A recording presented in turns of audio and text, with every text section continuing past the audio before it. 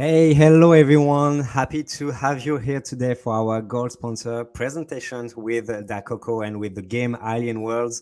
I am Flav from the BGA and I have the pleasure to welcome Nigel Carlos, Active Chief Marketing Officer. Hi Nigel, how are you? I am Flav from the BGA and I have the pleasure to welcome Nigel Carlos, Active Chief Marketing Officer. Hi Nigel, how are you?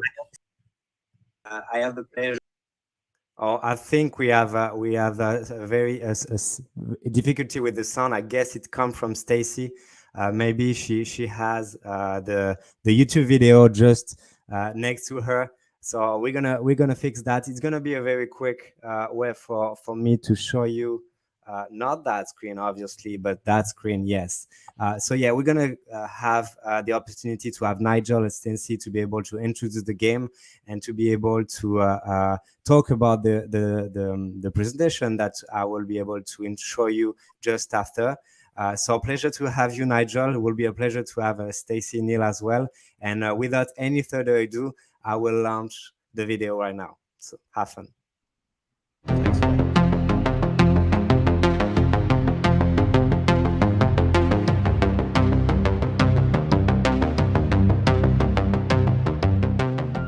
We're talking about blockchain gaming. I'm Saro McKenna. I'm the co-founder of Alien Worlds. We're an NFT and DAO play-to-earn metaverse, and we're the #2 by users in the world, the #2 blockchain game by users, and you can see that data at dapradar.com. Okay, so today we'll cover a number of foundational concepts and topics that I think will lead to an understanding of how blockchain technology underpinning gaming in the metaverse supports communities and community growth and player growth. Okay, so today we'll cover what is a metaverse, what's the relationship between games and the metaverse, what's play-to-earn gaming, how does that have to be built on a blockchain? Is play-to-earn gaming fun? Sometimes they don't feel like real games, perhaps. What's the connection between Web 2, Web 3, the metaverse, and gaming? What's the role of fungible tokens, NFTs, DAOs? And we'll conclude with some thoughts on why DAOs are the next iteration in blockchain gaming after NFTs. Okay, so I won't belabor this slide. This is on our website. This represents the tokenomics of the Alien Worlds metaverse. You can just get a sense here that this is how Trilium, our fungible token, flows through the smart contracts and accounts of the metaverse. I think important perhaps to notice inflation there at the sort of central bubble. This is what drives the play-to-earn mechanism. It gets allocated through to the planets, the planet DAOs, which are competing against each other for inflation, for play-to-earn rewards every day, and also the landowners. Land is an NFT in our metaverse, and you can take a look at this in more detail if you'd like. Here we have all of the smart contracts and accounts that make up the gaming functionality. So you can see, for example, at the bottom that players are able to vote using smart contracts for the DAO custodians. Each of the planets has an account. There's a relationship between the Federation, which is where the Trilium originates, to each of the DAOs and so on. So this is also within our technical blueprint on the website, and this describes this smart contract architecture and the accounts and various interrelationships between the accounts on chain. Okay, so the first foundational piece of the puzzle that we'll try and put in place is what is a metaverse. And this is important because a metaverse is what drives, the metaverse is the platform within which the other functionality is happening, the games and the other commercial activity and so on is occurring. Okay, so what's a metaverse?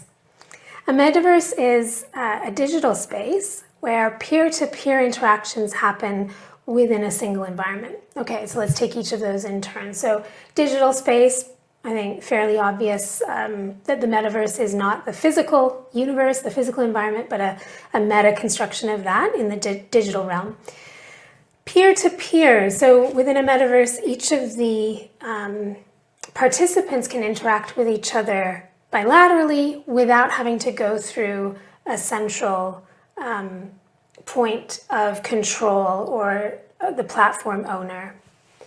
This is a consequence of the fact that participants in the metaverse own the system. They own it because they own the tokens that make up the system, and also because the other flows within the metaverse are sort of prescribed according to rules that have been laid down. So there isn't, all of the participants are on an equal footing. They might not all have an equal size in terms of their economic stake in the system, or their power within the system as measured by token ownership, but they all are on an equal footing. And this is, of course, in contradistinction to Web 2 platforms, where the participants are not co-owners of the system, right? The platform owner owns the system and gets to set the rules, and most often to monetize that position.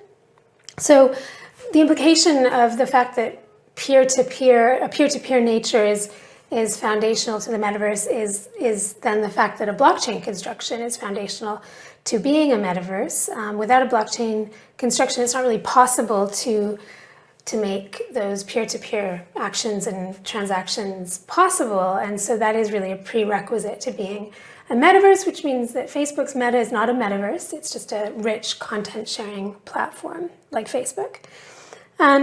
So metaverse is a digital space where peer-to-peer interactions happen within a single environment. So single environment, I think, that's also perhaps an intuitive part of the definition. It must be a persistent place where people are gathering, people are going to do something. Now, does that single environment need to be built out in 3D, AR, VR? No, that's the user interface layer. And of course, it changes over time as technology evolves, but the actual underlying functionality is the blockchain construction. Okay, so what's the relationship then between games and the metaverse? So we're here at a gaming conference. Why are we talking about the metaverse? Because games have been a very strong initial application running on metaverse platforms. And, the big metaverses today are, you could also describe them as gaming platforms. But it's also true to say that you could describe them in other ways too, and that would be accurate. So for example, work is happening in the metaverse and in play-to-earn gaming environments that are metaverses. Commerce is happening. People are selling things to each other. They're offering services to each other for profit. It's a very natural environment for esports to occur, right? So, competitive gaming by groups of people. And of course, content creation is happening in the metaverse. So, within the Alien Worlds metaverse, we have artists creating NFTs, musicians, writers extending the lore. Now, that content part is actually pretty much what Web 2 is. And it's a consequence of the decentralized construction of blockchain metaverses that you can have, and therefore the shared ownership of those systems, that you have commerce and work, for example, being such important components of what happens in a metaverse. Because only when people are co-owners of the system do they really take that kind of entrepreneurial position within it and invest their time and take risk and so on in order then to participate, as a co-owner and as a seller of services or an entrepreneur. Okay. So what's play-to-earn gaming? Does it have to be built on a blockchain? Okay, so play-to-earn gaming, of course, revolves around players earning things of value. But the question is, what value does the user ascribe to the things that they're earning? If the thing that they're earning exists within, a single walled garden, a single application, a single game, then of course users know that their capacity to really own that thing is a little bit limited, or is always going to be dependent on that publisher. And so when gamers are earning things that they know to be theirs, they place a lot more value in that, and that then becomes a much stronger motivating force, both to their playing to earn, but also then how they see their role within the system, because they see themselves as a real owner. So the problem is that the things that players are earning have to have value in a trustless way, right? A way that doesn't rely on the user having trust in the platform. And of course, blockchain systems have trustlessness at their core. That's why they're built in a decentralized way. So when a system is really decentralized, then it's not possible to bring it down just by targeting, a couple of the participants. a really decentralized system is extremely secure and robust. And so I think whether they know it or not, that's why people are ascribing value in blockchain assets, because they're being supported by a very decentralized construction underneath that through the blockchains that those applications are running on. Okay, so of course, you could build a play-to-earn system around fiat currency too, right? And I would argue that to an extent that's what certain esports systems have done, where the very best players are able to earn a brilliant living in fiat currency from what they're doing. So fiat currency is also a completely legitimate way to incentivize players, possibly not very scalable. And of course, over time, query whether inflation and things like Justin Trudeau turning off the bank accounts of people who disagree with him, whether that's kind of undermining, the value of the fiat system in general. So, the blockchain answer to that is that the assets that people earn in play-to-earn systems are on-chain, immutably theirs, and trustless. Okay, so one of the reasons why play-to-earn systems are built on-chain is because of that feature. The other is what's on this slide here. This is, again, in our technical blueprint, so you can take a look at this in more detail. This shows the various accounts and assets that are residing on different chains in the Alien Worlds metaverse in our construction. And I think what's important is to notice that outer ring there, so where you see external application, external application. So what that's describing is that, other people can build applications, functionality that plugs in through APIs to your gaming smart contracts if they are built on chain, on public blockchains.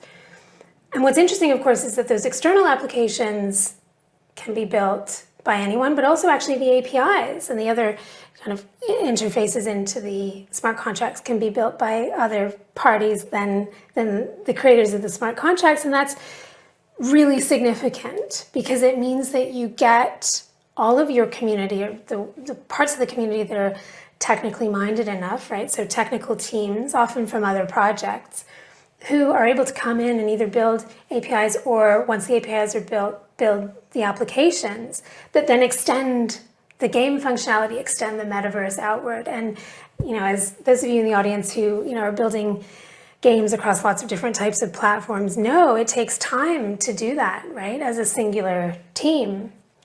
Whereas when you can unleash the power of much more of your community, all of the sort of technical parts of the community, or attract those into your system, and then they start building stuff out, you just get a richness that you never could have achieved yourself. So, stuff in different languages, different user interfaces, functionality that you just never would have realized that users wanted can be built out by other teams than you, and that's super powerful. And I think this slide really just summing that up, but perhaps one of the interesting or things to draw out here is the fact that user interfaces can be built by others. So that's significant. The decentralized construction of a metaverse means that the gaming logic is running on a blockchain, but the interfaces can be built by anyone. Okay, is play-to-earn gaming fun? It doesn't feel like a real game. So yes, the first thing I would say is that the games have to be fun. All activity in the metaverse should have intrinsic value. And in our case, we have NFTs with lots of attributes that have been extremely well thought through, a lot of richness, variation between the NFTs themselves across different series and how they interact when using them for mining or for missions or for other functionality that we've built out. There's also parts of the metaverse that require people to cooperate. So the DAO, taking over a DAO requires a lot of coordination and competition between the DAOs and collaboration on each of the DAOs. So this is fun. This is a level of engagement that is really rewarding. But I would say that, yes, I do understand why this issue comes up, right? Why people say, but is it really a game? Because, if it weren't for the play-to-earn component, the actual pure fun of it might be if you look at it in a narrow sense, might not really sustain people's interest. So let's not look at it through a narrow lens, because I don't think that's the lens that users are looking at it through. So we've already built up some foundational concepts by now of, the fact that a metaverse involves, these peer-to-peer interactions. It's built on a blockchain. Users have a trustless ability to see that their assets really belong to them. What then does that mean? We've kind of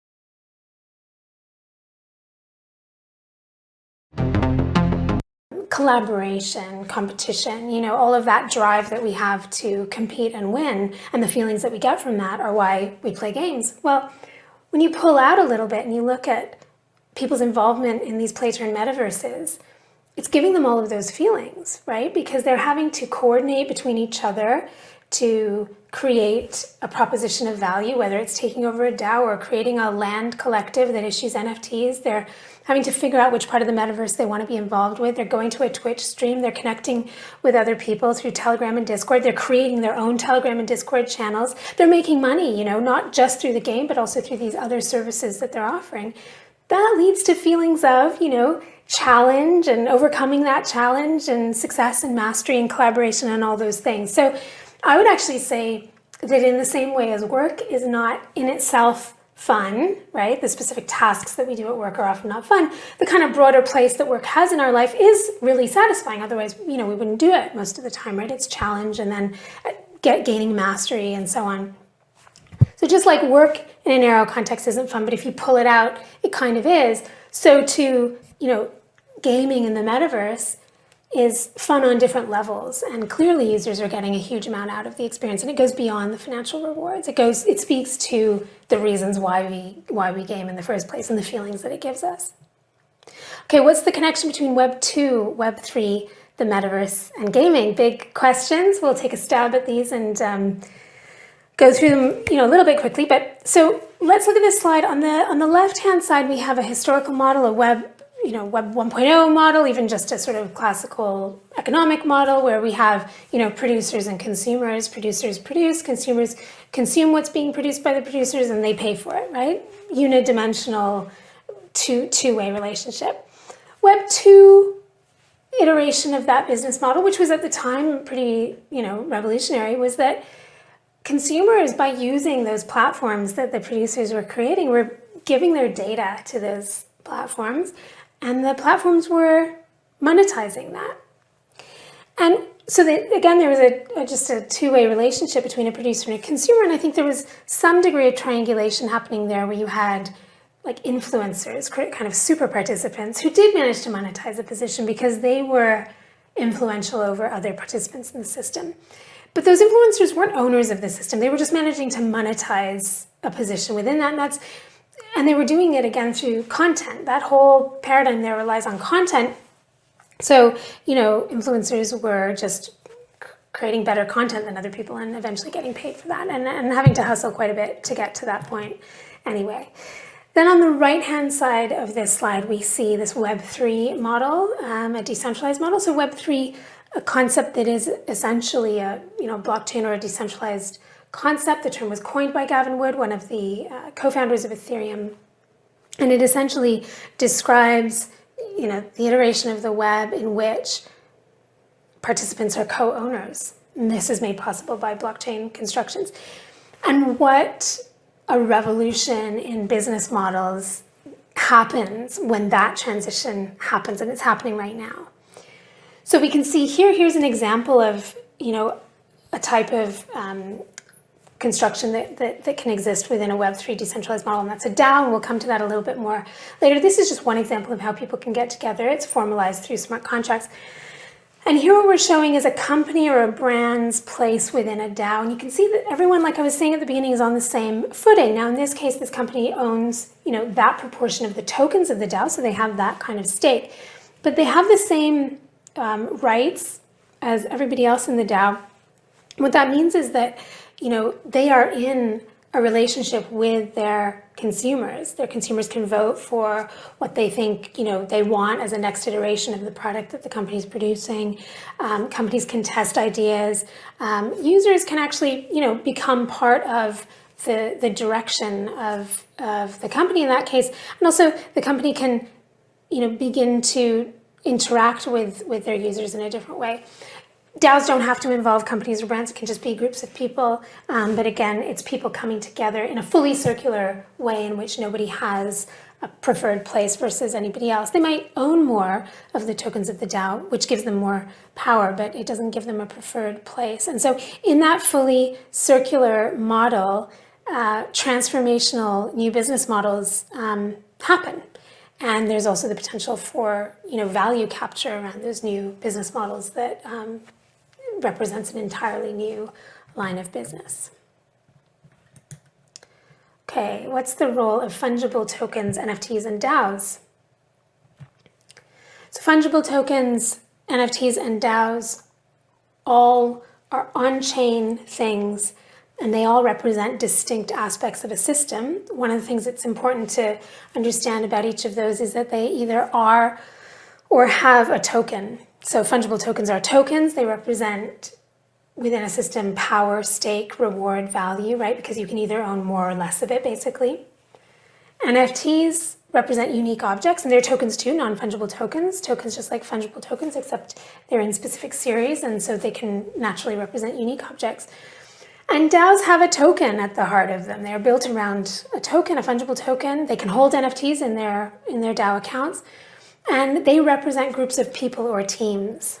Okay, so we have fungible tokens representing kind of value, power within a system, NFTs representing unique objects, and DAOs representing people or teams, each of them extremely significant concepts to be able to represent on-chain.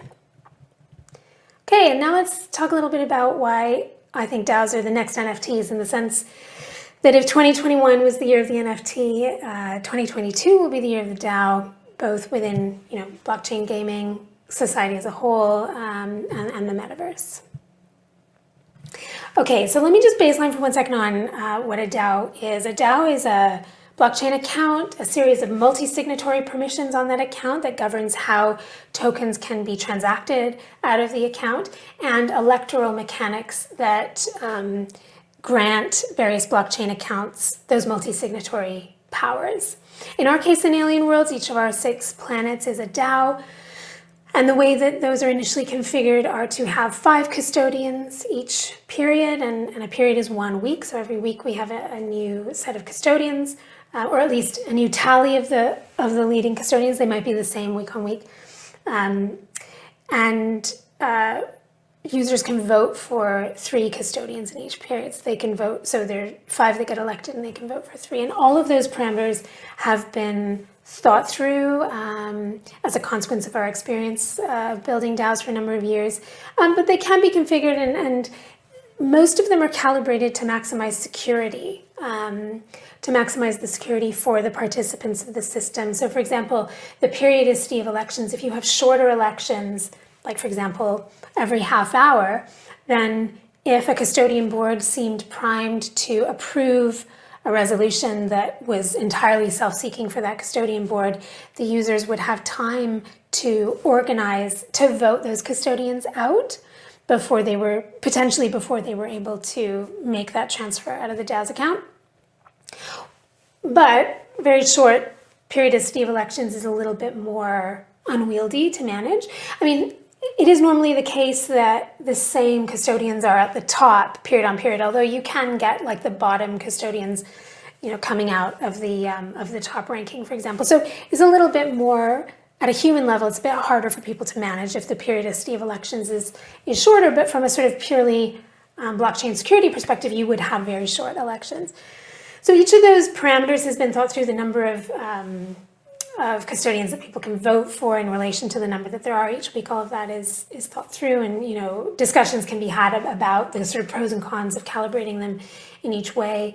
The other thing I think it's important to mention is stake-weighted voting within this system. So the number of the DAO's tokens that you have in your account when you're voting is the power that you're voting with.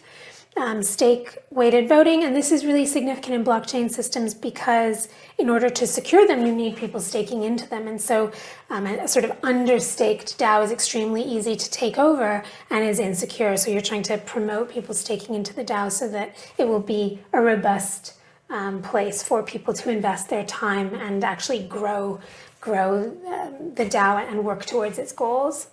Worker proposals, often a key feature of a DAO.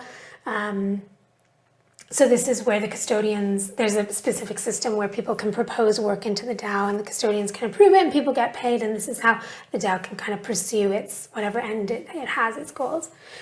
Okay, so that's what a DAO is. It's a blockchain account, a series of multi-sig permissions and governance, election mechanics on that. And this is all happening on chain. It's all trustless, immutable, and transparent. Okay, so a DAO is a blockchain account with a token, right? What then becomes possible, right? And it represents a group of people. Well, you can see that the DAO then becomes an object that can move around the metaverse. That it has agency. It can do things. It can airdrop its tokens to other DAOs. It can receive tokens into its treasury from other DAOs. So you can have a cooperative relationship between DAOs in which they've each kind of swapped some of their tokens. You could have a competitive relationship between DAOs in which the users of one DAO coordinate to try and take over another DAO within a specific period, which means staking tokens into that DAO or acquiring that DAO's tokens. You can have collaboration that doesn't necessarily revolve around the token, just co-marketing or co-branding between those groups of people. And oftentimes, that the metaverse is that singular environment. Oftentimes people will be, a member of multiple DAOs. Really interesting ways that new communities can form and coalesce within a metaverse like this, a singular digital space like this. So they come in, form a DAO, maybe airdrop their tokens to other established DAOs or other people in the metaverse to kind of announce their arrival, right? You can have a community doing that to new members or to other DAOs. And also recall also that NFTs are part of the tokens that can be transacted in this way. So a DAO can hold NFTs, can create NFTs, can send NFTs around. And all of this is how, the DAO creates value, furthers its ends, rewards its members, tracks its members. You can track, for example, reputation within a system through the DAOs and NFTs. This is an important topic within blockchain systems in general, is reputation. So a blockchain account doesn't have a natural identity, but it can build up reputation over time. And one of the ways it can do that is, for example, by earning badges or NFTs. So this gives you a glimpse, that was a lot of information, but it gives you a taste of, in this peer-to-peer singular economy that's built by, a blockchain metaverse in which we have fungible tokens, NFTs, and DAOs, what becomes possible? A ton of new transactional flows, ways of people interacting, and a lot of new business models. Okay, so our perspective at Alien Worlds is that the DAO is a fundamental game object at scale. Okay, so if we track the progression of gaming from pay-to-play to free-to-play, and then the advent of blockchain gaming, which in itself probably seems like pretty recent, but within that, there is progression happening. So in that first iteration of successful play-to-earn games like Axie Infinity Sandbox, we had fungible tokens and NFTs, and people were able to use the NFTs as part of gameplay. And now, in this next iteration of the model that Alien Worlds is spearheading as the second largest blockchain game in the world by users, you can see that on DApp Radar. What we're pioneering is fungible tokens, NFTs, but also DAOs as competitive gaming objects. So you might hear quite a bit about DAOs in relation to blockchain projects, but just be aware that in general, that normally describes part of the project's token being governed by a DAO. In our case, what we're describing is DAOs as teams within the system, DAOs as competitive units that can self-organize, that are highly dynamic, that have legacy systems built within them, that are on-chain, and that I think represent really the next the next revolution in blockchain play-to-earn gaming, which is playing to earn as a team. And just finally, those of you that are interested, why do we care so much about DAOs here at Alien Worlds? We've been building them for a number of years, even back when we called them DACs. And we tried a number of ways of doing that until we sort of hit upon this idea to build DAOs and NFTs into a gaming environment as part of a metaverse, and managed to achieve great scale through that. So, hope that presentation helped to explain how blockchain construction and building up into a metaverse leads to users having co-ownership of the system and being able to build both technically but also from a community perspective into that system, and how that builds great communities and ultimately products with a lot of scale. Thanks very much.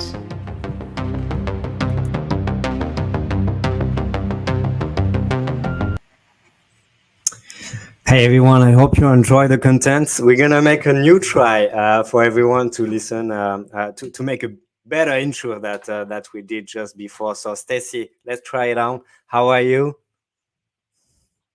Oh, your mic is off. I'm well, thanks. Are you getting any feedback? Yeah, let's see. It seems to work perfectly. I'm sorry for what happened in the beginning. So I will make sure that we introduce you better. Would like to just as a first question will be an easy one. First, very happy to have the opportunity to own this content and to be able to show it to the audience. So thank you for that, and this opportunity to ask all the questions that the audience is having in the chats and on social media. So yeah, at first, Nigel, Stacy, could you please introduce yourself and what is your activity in Alien World? Sure. I'm Stacy. I work with many of the teams for our project. I'm in communications primarily and also in marketing, and yeah, just help with messaging and promoting us and being excited about our project and sharing that with people. Great. Awesome.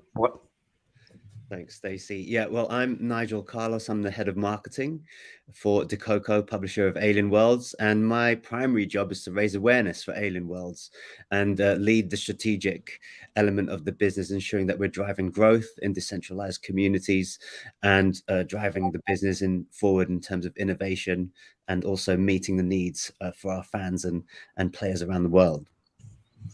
Yeah, thank you for that. Actually, it was very insightful content, so I hope you like it. And we're going to go over it and over the different subjects that we just mentioned before. But as the first question was, it seems to be all about the community and with a lot of thoughts of the DAO and how the DAO could have an impact for your game. So Stacy, will be the first question, I guess, to you. Of how far can you go in terms of letting your user decide or have a say about the game? Great question. So what's exciting is that with the DAOs, it's really all about the community and the players. And so once you get involved in governance in some respect, whether that's applying to or running for council, or whether that's voting, which we have a stake-weighted voting, as Sarah mentioned in the presentation. And that really allows you to have as much agency as you're able to stake, essentially. And that allows you to have an immense amount of control over what happens with the planetary treasuries, which are quite significant. So at the heart of Alien Worlds is definitely decentralization and community. And that's what the DAOs are really allowing to happen and are facilitating through the tools that are available. And so once that is full-fledged, it will truly be up to the communities to do what they want. They could build their own games on each planet DAO. They could do really any number of things based off of what they vote for and what counselors decide to propose. So in that way, there's a ton of agency over how players can control what happens in the game. Yeah, and just to add to that, I think that there are many ways to play Alien Worlds. There is not just one way of playing it. And as you dive into our communities on Discord, on Telegram, on Twitter, there are many spin-off communities that have come off the back of the federation's community, so our community that we've created initially. And what that enables people to do is to strategize and play their own way. So there's many ways into Alien Worlds, and like chess, you never fully are an expert. You're always learning. There's always new strategies. There's always new ways to play the game and new opportunities to seek for explorers, as we call them, our users within the game. And I think as you dive deeper into the DAOs, that autonomy really becomes apparent, because we are essentially running planetary governance systems where people can decide how they want to use these vast treasuries that are staked within the various planet DAOs. So there's a hell of a lot of freedom there, especially if you are able to gather a community together, or get a group of like-minded people together, and then push an agenda forward that will be accepted by that particular group, and then utilize your power to allocate Trilium, our in-game token, to your various project or initiative, your NFTs, your art, or real-world projects. So I think, building on Stacy's point, I think there's many ways you can play Alien Worlds, and I think the community is the first place to find your feet, and also to find the best strategy for you, whatever level you are in entering the metaverse. Yeah, and related to that exact thing that you're mentioning, we got a question from Honey Badger Daily, who was saying, if a person is interested in getting involved in Alien Worlds DAOs, what will you recommend as a first step? So you mentioned, obviously, being a part of the community through Discord and Telegram. Is there anything else? Well, yes, definitely. First of all, as you just mentioned, getting involved in our Telegram and Discord chats. That's where a lot of ongoing conversations are happening 24/7. They're staffed by our team members 24/7 as well. And so they're constantly giving out a lot of great resources, sending people to different sites, or helping them learn how to play different games within Alien Worlds. And so it's a great resource because there's a lot of resources in there in and of itself. So that's definitely one of the first places to start. You could also go to our website and read a little bit of our technical blueprint that goes into some detail about the DAOs specifically, if that's what someone's looking for, is specific information and education about the DAOs. And then we are very imminently unrolling kind of the next phase of them. They're essentially live right now in the sense that they're accruing planetary tokens via inflation.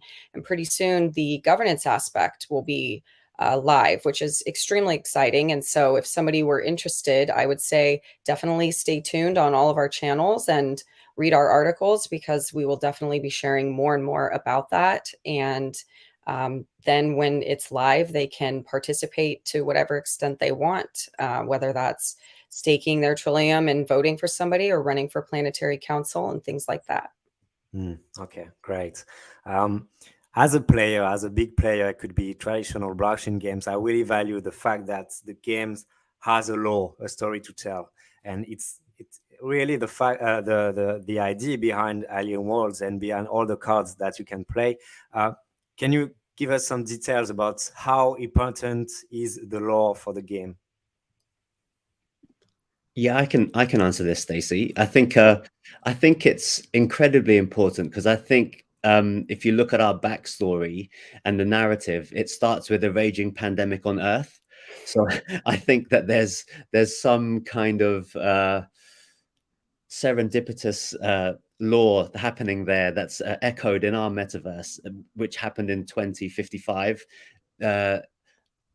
Resulting in humans leaving our planet, which sounds very much in line with some of the tech billionaires of the world exploring outer space, right? So we've got very much, some parallels happening there, but at the same time, as they enter the wormhole into the Alien Worlds metaverse, I think as you become accustomed with what you see on the website. Also, if you go into our Explorer station, which is an aspect of our website where you can read more about various community groups, the spin-off fandom and art that is coming up from our metaverse, you can see that how the community are building around that lore, and also they're taking it away and spinning off their own products and services and businesses from the initial metaverse that the Alien World platform provides. So I think that is in the spirit of decentralization and inspiring people to really step forward and not only take the ball but run with it. And I think that law is just a starting point.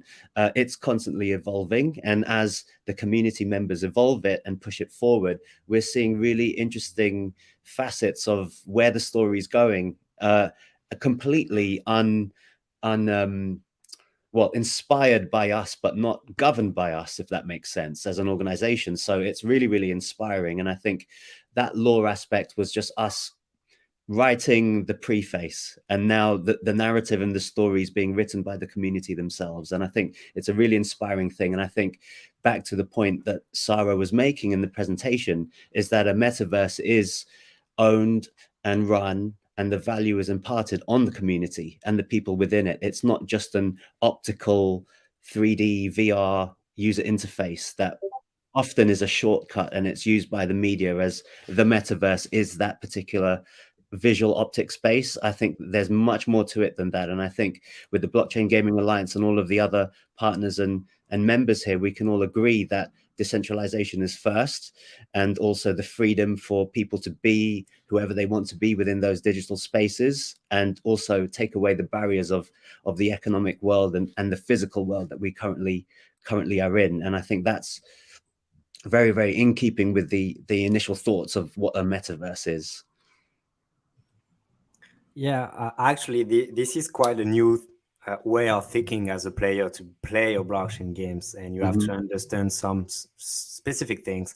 How do you see educations in the way that you try to educate your players for GameFi, DeFi principles? I know that you kind of answer that question through the different community that you have, sub communities as well. But yeah, how do you handle that?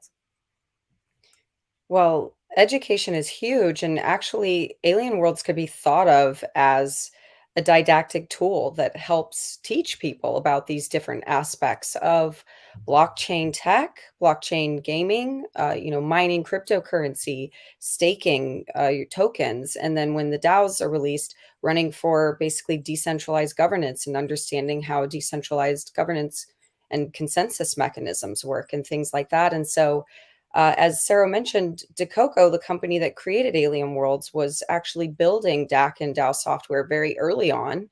And they realized the importance of education behind teaching people how this works, why it's important, how it's revolutionary in many respects. And so they thought, well, what's a really accessible way to educate people? Let's gamify this education. Let's build activities and games around it that teach you at times somewhat abstruse concepts that people might not learn as easily straight on. And instead it's through a game. So it makes it a little bit easier. You're passively learning these things. You're having fun while you're learning these things.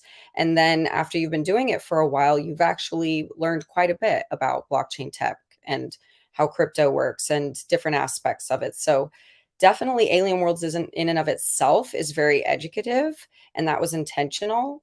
And then also just keeping in touch with what the community wants to know more about, seeing where, following data and seeing where we can apply more, illuminate things more, or, and definitely because we're so interested in DAOs, among many other things, we are definitely going to move forward in a very strong sense with helping educate people about those different aspects of decentralized governance and how you can get involved, and how it's a very powerful, interesting, fun, and exciting thing. So yeah, definitely education is very near and dear to us, and we'll continue building that as we continue building out our project and making sure that we support our community in that way as well.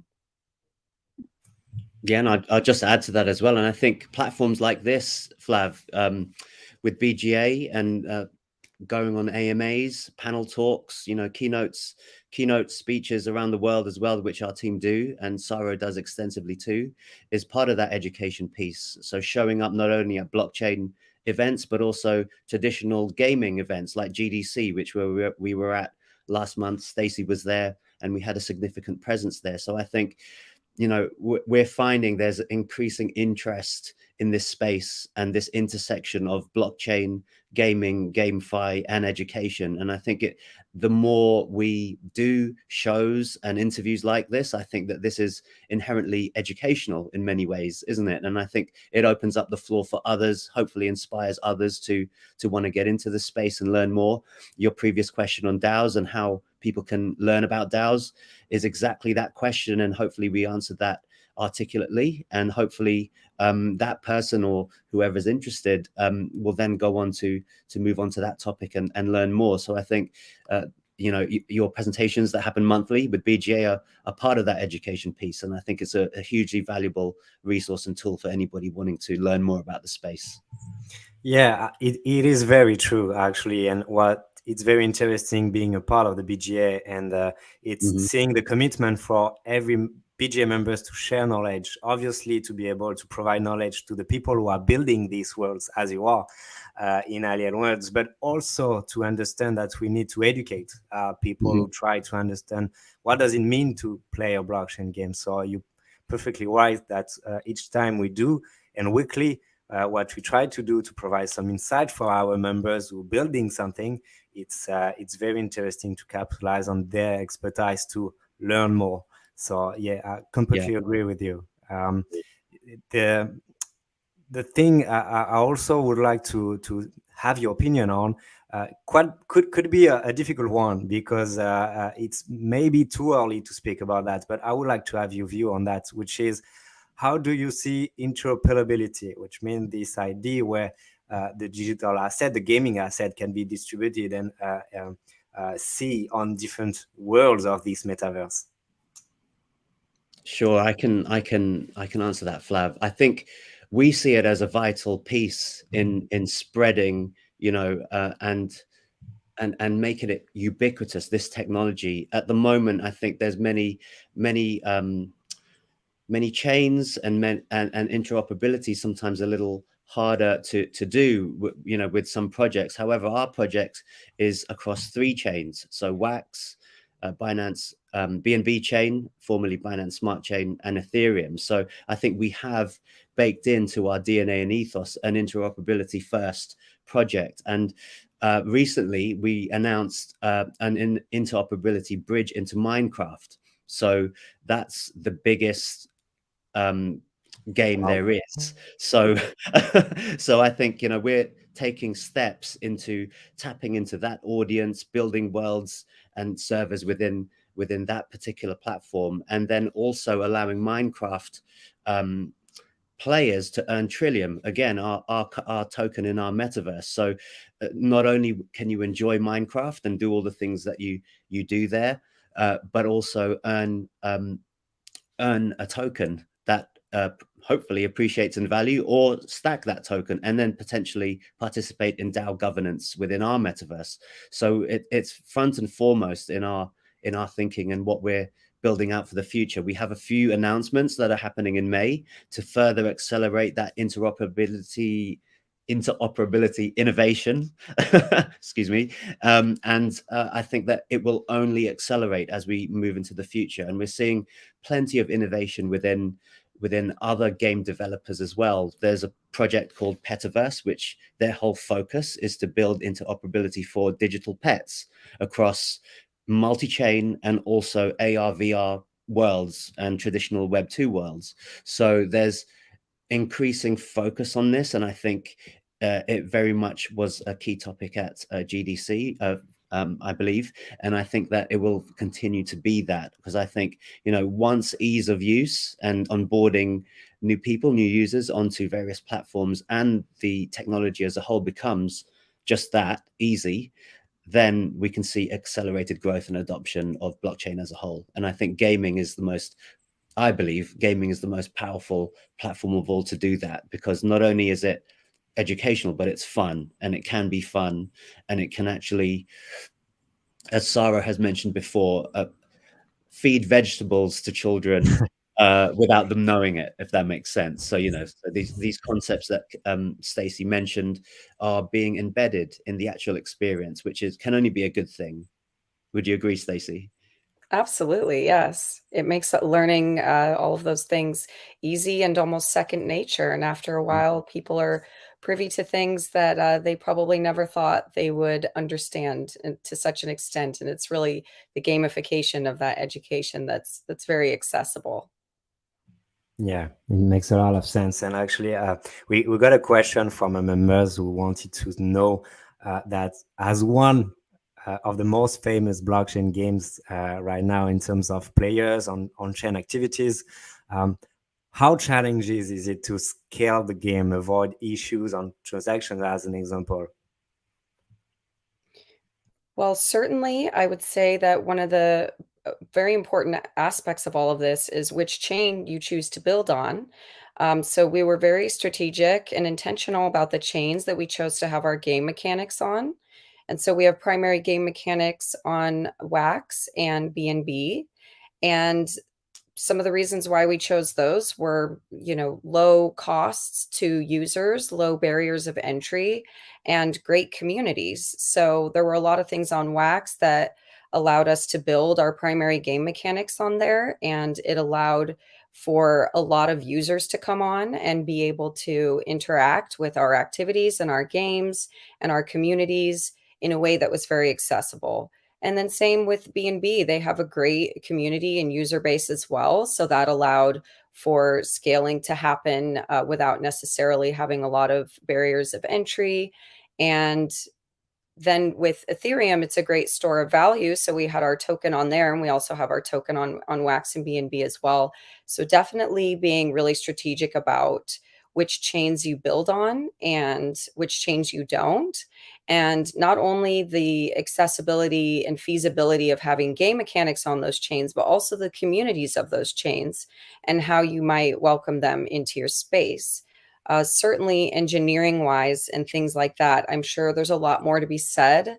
That is not my area of expertise, but definitely which chains we build on and why are a huge part of how we're able to touch large communities, how we're able to grow our user base, and how we're able to have accessible functionality and mechanics for our game. Yeah, I think just to echo that point, I think internally we had a meeting, and I believe this is public knowledge, but we were one of the first dApps to reach various milestones in onboarding people within our ecosystem, the first to reach 100,000, for example, before Uniswap and other decentralized apps. So I think in many ways, Alien Worlds pioneered quite a lot of that volume in the early stages, allowing and clearing the path and the way for other game platforms and other dApps to really scale up. And I think to Stacy's point, chain choice is key, and also just having a really, really smart engineering team that are on it, know the pitfalls and the various challenges that may come from high transactions and high volume, and then to find solutions and be agile around those solutions to find the best way forward, to not interrupt the player experience and the user experience, but to also give them a very seamless experience as well. Yeah, awesome. As a last question, I know that you mentioned the fact that a lot of things will happen in May, but I have no. Someone asked, so I have to show it, which is, hello, we love Alien Worlds. Too many people play games in my country. What news awaits us in the near futures? If you can give very brief updates. I can talk about it from a marketing standpoint. So you're going to see some pretty extensive ad and marketing campaigns happening globally.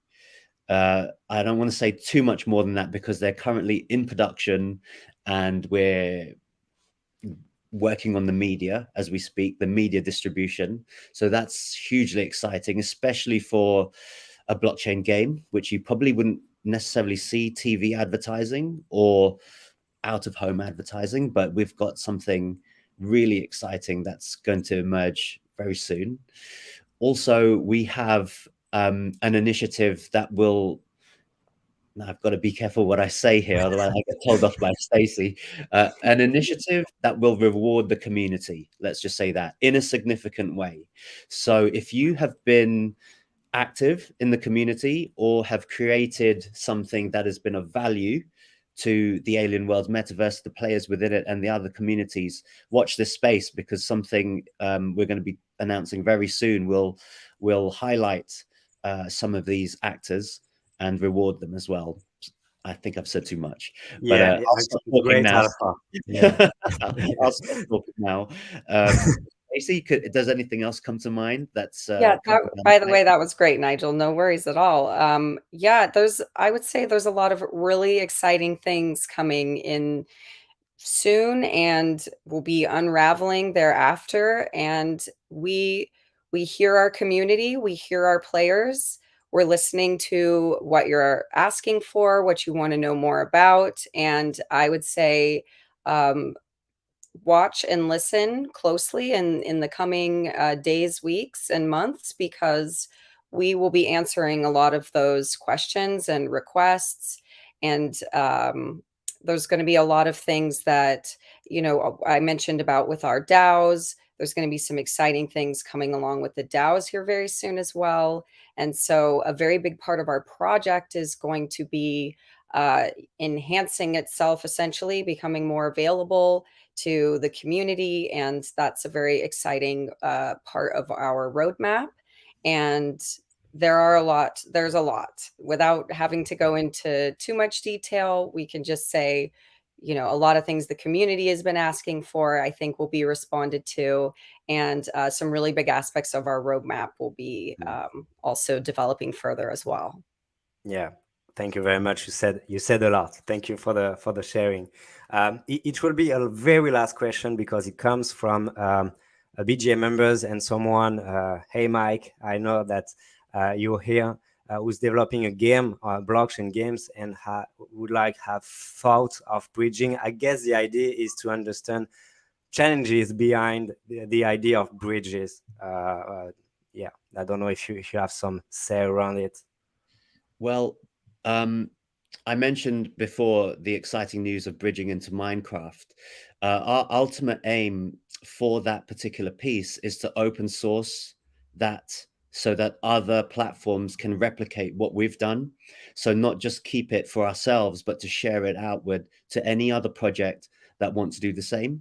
So I think, in answer to Mike's question on bridging, I think not only are we developing and thinking about that hard problem of bridging into other chains, and not only that, other ecosystems and platforms, but when we solve the problem, which we are doing constantly, we will share the results and open source that, so that other projects can then build on those initial steps or take it a completely different direction. But that's, again, in the spirit of decentralization, and also a rising tide lifts all boats, right? So that's our ethos internally, and hopefully it's starting to show.